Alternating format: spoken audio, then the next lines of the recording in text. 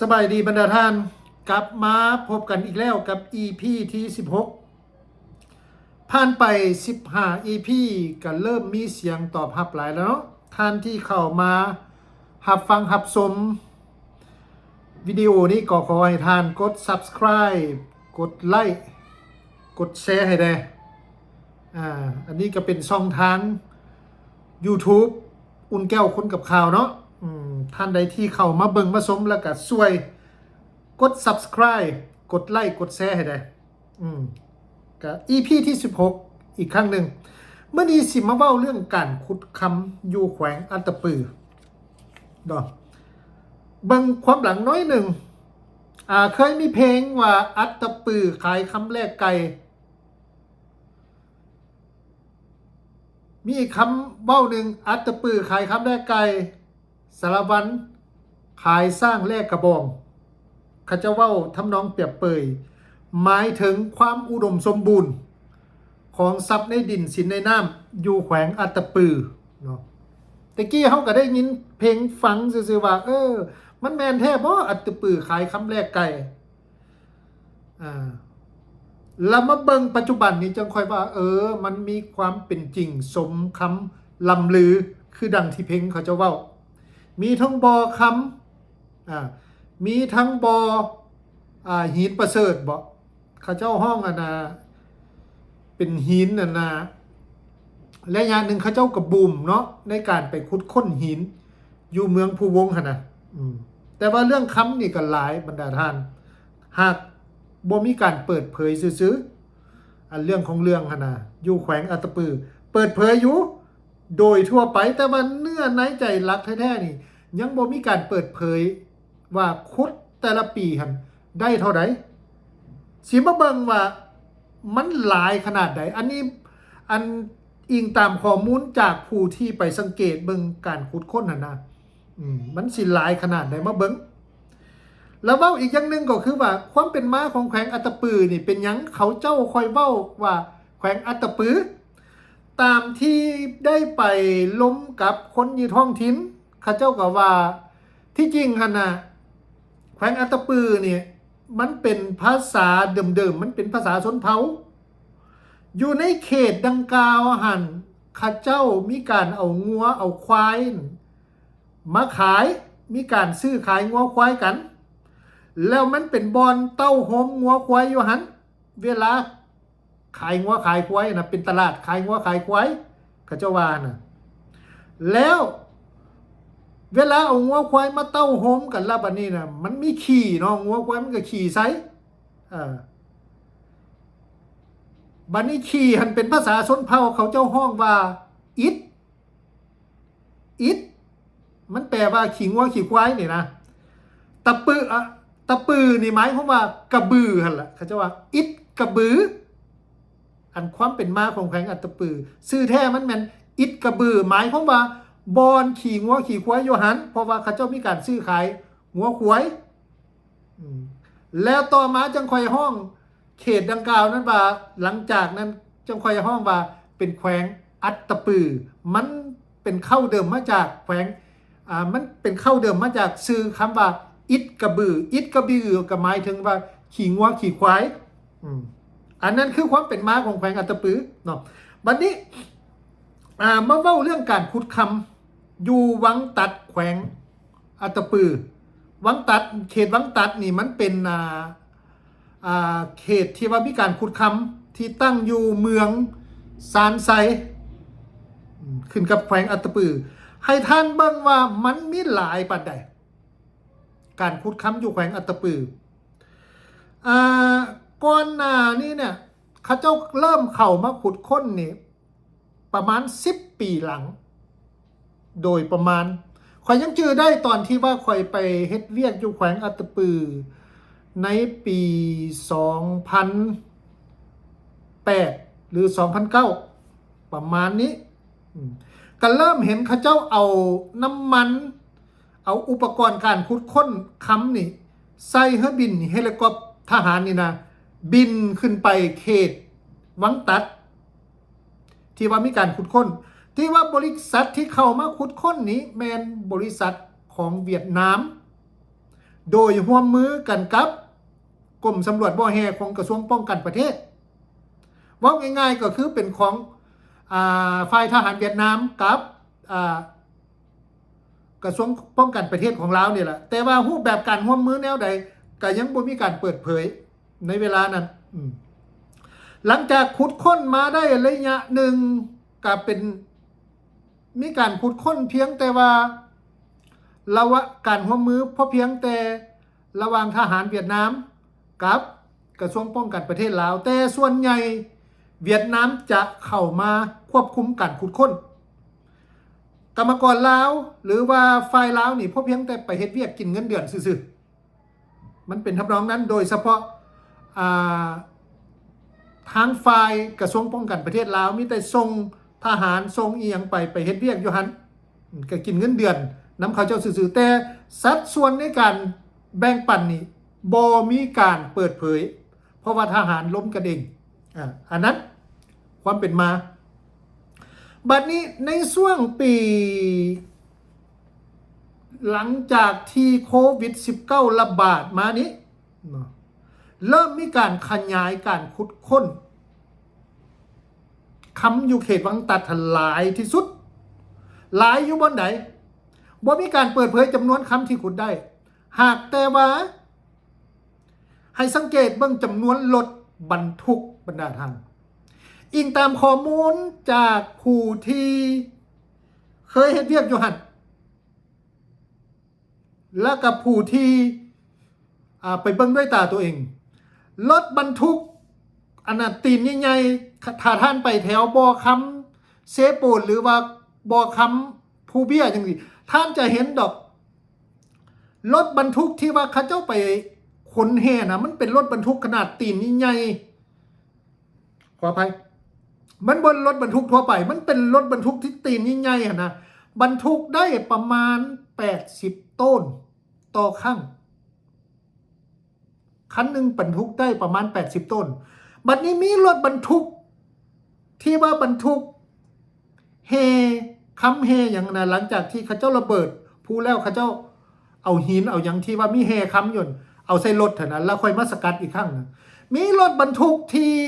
หับไส้ยนต์ประมาณเท่าใดท่านฮู้บ่ท่านลองเดาเบิ่งจักห้อยคันเฉพาะรถบรรทุกอันตีใหญ่ๆที่สามารถบรรทุกได้80ต้นนั่นท่านคิดว่ามีจักห้อยคันลองเดาเบิ่งเอาซะเลยบัดนี้มีรถบรรทุกอยู่ประมาณ800คันบรรดาท่านเฉพาะรถบรรทุกแล้วรถจกนี่มีประมาณ200คันท่านคิดเบิ่งว่ามันมีการขยายการขุดค้นมันมีการขยายฐานผลิตขนาดใดแล้วแต่ละมือมีรถบรรทุกประมาณ800คันที่ขนเอา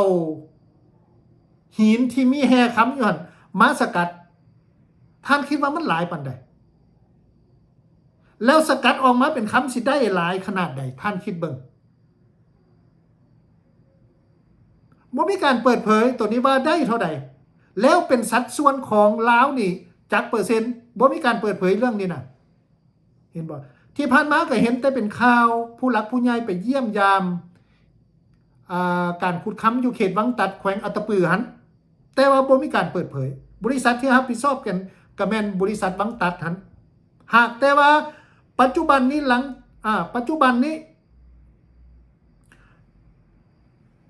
นับขึ้นหลังไป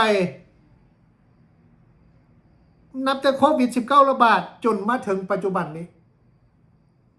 มีบริษัทเข้าไปเฮ็ดซับคอนแทรคหมายความว่าเข้าไปสัมปทานต่อช่วงอีกเป็น7บริษัททั้งมี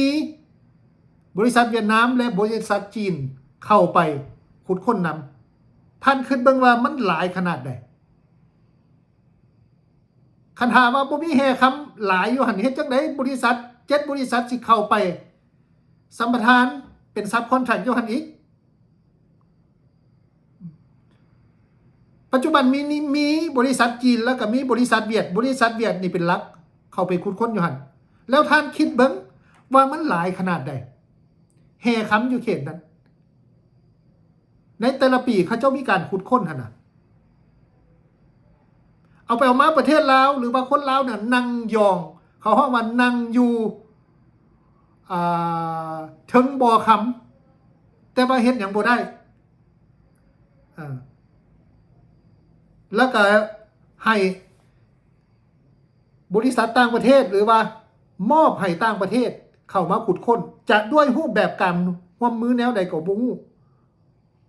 หรือว่าใช้สายพัวพันธุ์พิเศษระหว่างลาวกับเวียดนามเข้ามาขุดค้นแล้วมีการเข้าไปติดตามมีการเข้าไปตรวจสอบบ่ว่าจำนวนคำที่ขุดได้นี่เท่าใดแล้วเฮคำมีจำนวนเท่าใดมีการเปิดเผยต่อสาธารณะบ่มีในขณะที่มันเป็นพื้นที่ของประเทศลาวคนลาวยืนอยู่ทั้งบ่อคำบ่สามารถเห็นอย่างได้เห็นบ่อันนี้แหละคือสิ่งที่เป็นที่น่าเสียใจหลายๆคนเบิ่งแล้วก็โอ้บ่แม่นธรรมดาทรัพย์ในดินสินในน้ำอยู่ประเทศลาวอันสิว่าประเทศลาวถูกมันบ่แม่นมันถูกแต่ประชาชนเขาเจ้าว่าแต่ว่าเจ้าหน้าที่ระดับสูงขึ้นเมืองบ่ถูกมันก็เป็นแบบนั้นกันสิว่าถนนหนทางเปเพนย้อนบ่มีงบประมาณมันก็สิเป็นไปได้อยู่บ่ทรัพย์ในดินสินในน้ำก็หลายคันหาว่าสิเอามาพัฒนาแท้ๆนะมันก็เป็นไปได้ยกตัวอย่างคือเขาเจ้าเว้าหั่นแหละเว้าเฉพาะไม้จังซี่นะแต่ขนาดไม้นี่ถนนอยู่ประเทศลาวนี่เขาเจ้าว่าปูไม้ปักเก้ก็ยังได้แต่ปัจจุบันนี้ถนนก็ยังเปเพอยู่มันนี่บ่อค้ำคือกันเห็นบ่อค้ำนี่สังเกตจังสิได้บรรดาท่านการขุดค้นค้ำอยู่ประเทศลาวมันบ่คือการขุดค้นค้ำอยู่ต่างประเทศคืออยู่แถบแอฟริกาได้แถบแอฟริกานี่ค้ำนี่มันจะอยู่ใต้ดินมันต้องขุดลงไปขุดอุโมงค์ลงไปเห็นบ่ล่ะอยู่ใต้ดินอยู่ลึกๆพุ่นอยู่ต่างประเทศนะยกตัวอย่างคืออยู่แอฟริกาจังซี่แต่ว่าอยู่ประเทศลาวนี่ค้ำนี่มันอยู่ภูเลยมันอยู่หน้าดินเลยเขาเจ้าก็ระเบิดภูเป็นหน่วยเลยในเวลาที่ขุดค้นระเบิดภูเป็นหน่วยแล้วก็เอาหินหันที่มีเฮค้ำอยู่ไหนหันเอามาสกัดเลยแล้วบ่ฮู้ว่าภูจะกี่หน่วยถูกทำลายลงไปบ่เว้าซะเรื่องสิ่งแวดล้อมบ่เว้าซะเรื่องสารเคมีปนเปื้อนแห้งกระเตกไปเห็นบ่แต่สำคัญคือก็ทรัพย์ในดินสินในน้ำอยู่ประเทศลาวนี่ถูกกอบโกยไปหลายขนาดใดอาจจะด้วยการใช้นี้อาจจะด้วยการร่วมมือพิเศษระหว่างลาวเวียดนามในขณะที่ทรัพย์สินดังกล่าวนั้นมันอยู่ในแผ่นดินลาวแล้วบ่ฮู้ว่าเศษส่วนที่เป็นรายได้แล้วเขาเจ้าแบ่งให้ประเทศลาวมันเท่าใดก็บ่มีไผฮู้แบ่งก็สูงสุดก็พี่แต่เอาเงินเขาฮ้องว่าเงินเสียภาษีเสียภาษีเสียพันธะให้ซื่อๆแต่ว่าส่วนแบ่งกำไรปันผลแท้ๆบ่มีการเปิดเผยหลายปีแล้วการขุดค้นอยู่เขตวังตัดหั่นน่ะมันเป็นการร่วมมือกันระหว่างกระทรวงป้องกันประเทศลาวกับฝ่ายกระทรวงป้องกันประเทศเวียดนามหั่นแต่ว่าไผอยู่เบื้องหลังคนอยู่ท้องถิ่นเขาเจ้าก็ฮู้ว่าไผอนุญาตให้เข้ามาขุดหั่นน่ะคนอยู่แขวงอัตตปือก็ฮู้เบิดนั่นล่ะก็บ่ขอออกชื่อวะแม่นไผในพลใหญ่ๆอยู่แขวงอัตตปือที่ยังมีชีวิตอยู่นี่ล่ะเขาเจ้าก็ว่าจังซั่นอนุญาตให้เข้ามาขุดค้นนั่นน่ะส่วนว่าในพลใหญ่ๆอยู่แขวงอัตตปือซื้อหยังท่านก็ไปติดตามเบิ่งที่ยังอยู่ปัจจุบันนี่หั่นน่ะก็สิประมาณนี้ว่าง่ายๆก็คือว่าทรัพย์ในดินสินในน้ำคนลาวล่ะยืนอยู่ถึงบ่อคำแต่บ่สามารถเฮ็ดหยังได้แล้วปล่อยให้ประเทศอื่นเข้ามาขุดเอาโดยที่เฮายังบ่ฮู้ซ้ำคนลาวยังบ่ฮู้ซ้ำว่าเขาเป็นตกเป็นสัดส่วนของประเทศลาวในฐานะเป็นเจ้าของทรัพย์ในดินสินในน้ำนี่เท่าใดยังบ่ฮู้สูงสุดก็มีแต่ว่าไปเฮ็ดเวียกกินเงินเดือนเท่านั้นเงินเดือนระหว่าง6ล้าน50ล้านก็เท่านั้นเรื่องของเรื่องกายนั้นก็บ่ฮู้เลยว่าตกเป็นกำไรปันผลของลาวนี่เท่าใดส่วนใหญ่ก็มีแต่ว่าเวลาเพิ่นมักเฮ็ดนั่นน่ะเวลาที่ว่า เสียพันธะบริษัทเขามาขุดค้นค้ำบริษัทอีหยังก็แล้วแต่เสียพันธะอากรเสียภาษีให้แก่รัฐบาลเวลามอบเขาเจ้าก็ลงเป็นข้าวก็เท่านั้นอันนั้นเฉพาะสิ้นส่วนเล็กๆน้อยๆหนึ่งใดเศษส่วนหนึ่งสื่อใดเพราะว่าแต่ละบริษัทที่ว่ามาลงทุนนี่ก็ต้องได้เสียอยู่แล้วเจ้าต้องได้เสียอากรอยู่แล้วตามรายรับของเจ้าแต่ว่าส่วนแบ่งที่เป็นของประเทศลาวแท้ๆเด้มันเท่าใดก็บ่ได้มีการเปิดเผยหรือว่าอยากเปิดเผยอยู่แต่น้ำท่วมปากก็เลยเปิดเผยบ่ได้อันนี้ก็บ่มีไผฮู้อันนี้แหละคือสิ่งที่เกิดขึ้นบรรดาท่านก็ฟังมึงว่ามันจะมีการเปิดเผยบ่มีการตรวจสอบกันบ่เกี่ยวกับเรื่องนี้ขนาดว่าเปิดเผยหลายย่านคนฮู้บ่หรือว่าจังไดมันบ่เป็นเรื่องความลับอีหยังเปิดเผยก็เปิดเผยตัวเลขแล้วนะ